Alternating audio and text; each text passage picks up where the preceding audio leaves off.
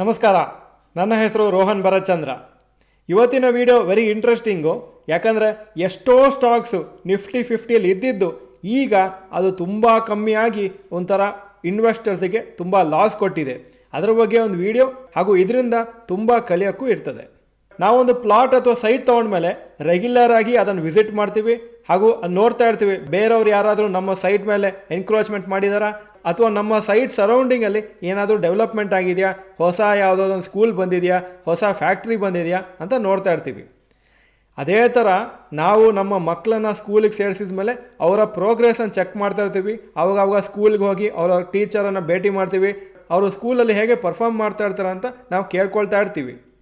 ಆದರೆ ನಾವು ಶೇರ್ ಮಾರ್ಕೆಟಲ್ಲಿ ದುಡ್ಡು ಹಾಕಿದ ಮೇಲೆ ಸುಮಾರು ಜನ ಅದನ್ನು ಮರ್ತೋಗ್ಬಿಡ್ತಾರೆ. ಅದನ್ನು ರೆಗ್ಯುಲರಾಗಿ ಮಾನಿಟರೇ ಮಾಡೋದಿಲ್ಲ. ಇನ್ಫ್ಯಾಕ್ಟ್ ಸುಮಾರು ಜನ ಲಾಂಗ್ ಟರ್ಮಿಗೆ ಹಾಕಿದ್ದೀವಲ್ವ ಅದನ್ನು ಯಾಕೆ ಆವಾಗ ನೋಡಬೇಕು ಅಂತ ಬಿಟ್ಬಿಡ್ತಾರೆ. ಅದೊಂಥರ ಬೈ ಆ್ಯಂಡ್ ಫರ್ಗೆಟ್ ಅಂತ ಹೇಳ್ತೀವಿ. ಇದು ಟೋಟ್ಲಿ ರಾಂಗು. ಯಾಕಂದರೆ ಈ ಥರ ಮಾಡಿದರೆ ಆವಾಗ ಲಾಸ್ ಆಗೋ ಚಾನ್ಸಸ್ ತುಂಬ ಜಾಸ್ತಿ ಆಗುತ್ತೆ. ಸೆಲೆಕ್ಷನ್ ಆಫ್ ಸ್ಟಾಕ್ಸ್ ತುಂಬ ಇಂಪಾರ್ಟೆಂಟ್ ಆಗುತ್ತೆ. ಹಾಗೂ ರೆಗ್ಯುಲರ್ ಆಗಿ ಅದನ್ನು ಮಾನಿಟರ್ ಮಾಡೋದು ಇನ್ನೂ ಇಂಪಾರ್ಟೆಂಟ್ ಆಗುತ್ತೆ. ಯಾಕಂದರೆ ಕರೆಕ್ಟಾಗಿರೋ ಸ್ಟಾಕ್ ತೊಗೊಂಡು ಅದನ್ನು ಮಾನಿಟರ್ ಮಾಡಲಿಲ್ಲ ಅಂದ್ರೂ ಕಷ್ಟ ಆಗುತ್ತೆ. ಯಾವ ಥರ ಅಂದರೆ ಯಾವುದೋ ಒಬ್ಬ ಪ್ಲೇಯರನ್ನು ನೀವು ಕ್ರಿಕೆಟ್ ಟೀಮಲ್ಲಿ ತೊಗೊಂಡಿದ್ರಿ, ಅವರು ಕಂಟಿನ್ಯೂಸ್ ಆಗಿ 0 ಹೊಡಿತಾ ಇದ್ರು, ನಿಮ್ಮ ಟೀಮಲ್ಲಿ ಅವರನ್ನು ಇಟ್ಕೊಂಡಿದ್ರೆ ಆವಾಗ ರಾಂಗ್ ಸೆಲೆಕ್ಷನ್, ರಾಂಗ್ ಮ್ಯಾನೇಜ್ಮೆಂಟ್ ಅಂತ ಹೇಳ್ತೀವಿ. ಅದೇ ಥರ ಶೇರ್ ಮಾರ್ಕೆಟಲ್ಲೂ ನಮ್ಮ ಪೋರ್ಟ್ಫೋಲಿಯೋಲಿ ನಾವು ಮಾಡ್ತಾ ಇರ್ತೀವಿ.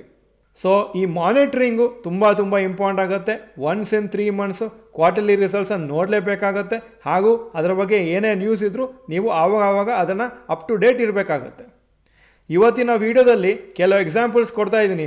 ಒಳ್ಳೆ ಕಂಪ್ನಿಗಳು, ಮುಂಚೆ ತುಂಬ ಚೆನ್ನಾಗಿ ಪರ್ಫಾರ್ಮ್ ಮಾಡ್ತಾರೋ ಕಂಪ್ನಿಗಳು, ನಿಫ್ಟಿ 50ಯಲ್ಲಿ ಇದ್ದ ಕಂಪ್ನೀಸು ಈಗ ಕಂಪ್ನಿಯಲ್ಲಿ ಪ್ರಾಬ್ಲಮ್ ಆಗಿ ತುಂಬ ಲಾಸ್ ಆಗಿದೆ. ಇನ್ವೆಸ್ಟರ್ಸ್ಗೆಲ್ಲ ತುಂಬ ಬೇಜಾರಾಗಿದೆ.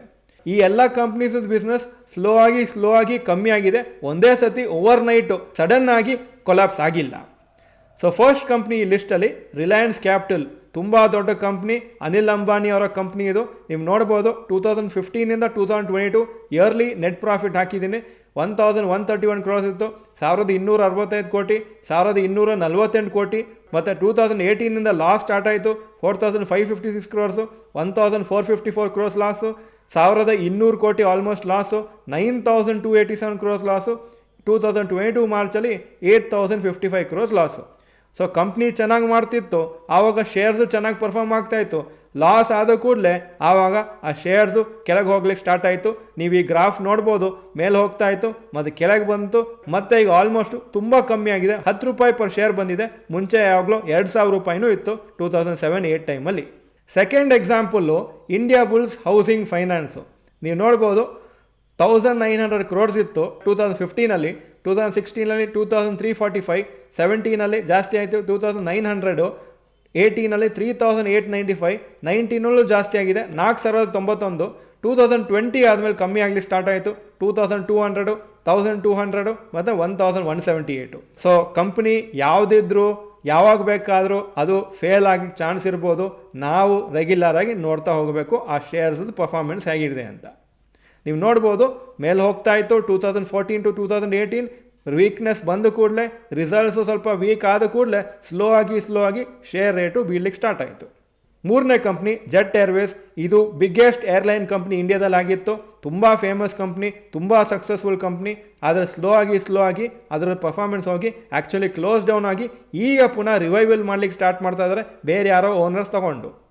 2015 1800 ಕ್ರೋರ್ಸ್ ಲಾಸು. 16ನಲ್ಲಿ ಪ್ರಾಫಿಟ್ ಆಯಿತು 1174, 17ನಲ್ಲೂ ಪ್ರಾಫಿಟ್ 1483, ಮತ್ತು 18ನಲ್ಲಿ -768. 2019 5500 crores loss. 2020 2800 crores loss. 2021 152 crores loss. 2022ಅಲ್ಲಿ 773 ಕ್ರೋರ್ಸ್ ಲಾಸು. ಅದು ಯಾಕೆ ಲಾಸ್ಟ್ 2 ಇಯರ್ಸು ಲಾಸ್ ಕಮ್ಮಿ ಆಗಿದೆ ಅಂದರೆ ಆಪ್ರೇಷನ್ಸ್ ರನ್ ಮಾಡ್ತಾ ಇಲ್ಲ, ಸುಮ್ಮನೆ ಕಂಪ್ನಿನ ಹಾಗೆ ಇಟ್ಕೊಂಡಿದ್ದಾರೆ, ಹಾಗೂ ಏನು ರೆವೆನ್ಯೂ ಇರುವುದಿಲ್ಲ. ಈಗ ಯಾರೋ ಹೊಸ ಓನರ್ಸ್ ಬಂದು ಆ ಕಂಪ್ನಿನ ರಿವೈವ್ ಮಾಡಿ ಇನ್ನೊಂದು ಸತಿ ಜೆಟ್ ಏರ್ವೇಸದ ಫ್ಲೈಟ್ಸ್ ರನ್ ಆಗಬೇಕಂತ ಪ್ರಯತ್ನ ಪಡ್ತಾ ಇದ್ದಾರೆ. ಸದ್ಯಕ್ಕೆ ಇನ್ನೂ ಸ್ಟಾರ್ಟ್ ಆಗಿಲ್ಲ ಏರ್ಲೈನು. ನೀವು ನೋಡ್ಬೋದು ಸ್ಲೋ ಆಗಿ 2006ಇಂದ 2022 ಹೇಗೆ ಅಪ್ ಆ್ಯಂಡ್ ಡೌನ್ ಆಗಿದೆ ಮಿಡ್ಲಲ್ಲಿ. ಆದರೆ ಓವರ್ ಆಲ್ ನೀವು ನೋಡಿದರೆ ತುಂಬ ಲಾಸ್ ಆಗಿದೆ ಶೇರ್ ಹೋಲ್ಡರ್ಸಿಗೆ.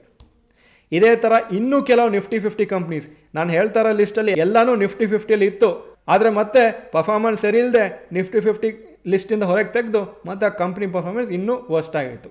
ಕೆಲವು ಕಂಪ್ನೀಸ್ ಹೆಸರು ಹೇಳ್ತಾ ಇದ್ದೀನಿ. Suzlon Energy, Unitech, Vodafone Idea, MTNL, Reliance Power, JP Associates, Yes Bank, Reliance Communications. ಈ ಎಲ್ಲ ಕಂಪ್ನೀಸು ಯಾವುದೋ ಒಂದು ಟೈಮಲ್ಲಿ ನಿಫ್ಟಿ 50ಯಲ್ಲಿ ಇತ್ತು ಹಾಗೂ ಒಳ್ಳೆ ಪರ್ಫಾರ್ಮೆನ್ಸ್ ಕೊಡ್ತಿತ್ತು. ಅದಾದಮೇಲೆ ಬಿಸ್ನೆಸ್ ಫೇಲ್ ಆಯಿತು ಅಥವಾ ಬಿಸ್ನೆಸ್ ತುಂಬ ವೀಕ್ ಆಯಿತು.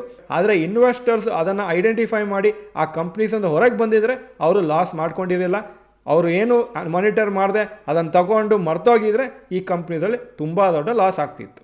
ಸೊ ನೀವು ಲಾಂಗ್ ಟರ್ಮಲ್ಲಿ ಸಂಪತ್ತು ಸ್ಟಾಕ್ ಮಾರ್ಕೆಟಿಂದ ಕ್ರಿಯೇಟ್ ಮಾಡಬೇಕಂದ್ರೆ ರೆಗ್ಯುಲರಾಗಿ ಕ್ವಾರ್ಟರ್ಲಿ ರಿಸಲ್ಟ್ಸ್ ನೋಡಬೇಕು ಹಾಗೂ ಆ ರಿಸಲ್ಟ್ಸನ್ನು ಹೇಗೆ ಇಂಟರ್ಪ್ರಿಟ್ ಮಾಡಬೇಕಂತಲೂ ತಿಳ್ಕೋಬೇಕು. ಅದಕ್ಕೋಸ್ಕರನೇ ಫಂಡಮೆಂಟಲ್ ಅನಾಲಿಸಿಸ್ನ ಡೀಟೇಲಾಗಿ ಅರ್ಥ ಮಾಡ್ಕೋಬೇಕು. ನಾವು ಲೇಸಿ ಆಗಿದ್ದು ಅಥವಾ ನೆಗ್ಲಿಜೆಂಟ್ ಆಗಿದ್ದರೆ ಆವಾಗ ಲಾಸ್ ಆಗೋದು ನಾವೀಗ ಮಾತ್ರ, ನಮ್ಮ ದುಡ್ಡು ವೇಸ್ಟ್ ಆಗಿಬಿಡ್ತದೆ. ಈ ವಿಡಿಯೋ ಚೆನ್ನಾಗಿದ್ದರೆ ಲೈಕ್ ಬಟನ್ ಪ್ರೆಸ್ ಮಾಡಿ ಹಾಗೂ ಕಮೆಂಟ್ ಸೆಕ್ಷನಲ್ಲಿ ಬರೀರಿ, ಮುಂಚೆ ಯಾವಾಗಲಾದರೂ ಈ ಥರ ನೆಗ್ಲಿಜೆಂಟ್ ಆಗಿ ಸ್ಟಾಕನ್ನು ಕರೆಕ್ಟಾಗಿ ನೋಡದೆ ಈ ಥರ ಲಾಸ್ ಮಾಡ್ಕೊಂಡಿದ್ರೆ ಎಸ್ ಅಂತ ಕಮೆಂಟ್ ಸೆಕ್ಷನಲ್ಲಿ ಹಾಕಿ, ಇಲ್ಲ ಅಂದರೆ ನೋ ಅಂತ ಕಮೆಂಟ್ ಸೆಕ್ಷನಲ್ಲಿ ಹಾಕಿ. ಈ ವಿಡಿಯೋ ನೋಡೋದಕ್ಕೆ ಧನ್ಯವಾದಗಳು. ಈ ವಿಡಿಯೋ ನಿಮ್ಮೆಲ್ಲ ಫ್ರೆಂಡ್ಸ್ಗೂ ಶೇರ್ ಮಾಡಿ. ನಮಸ್ಕಾರ.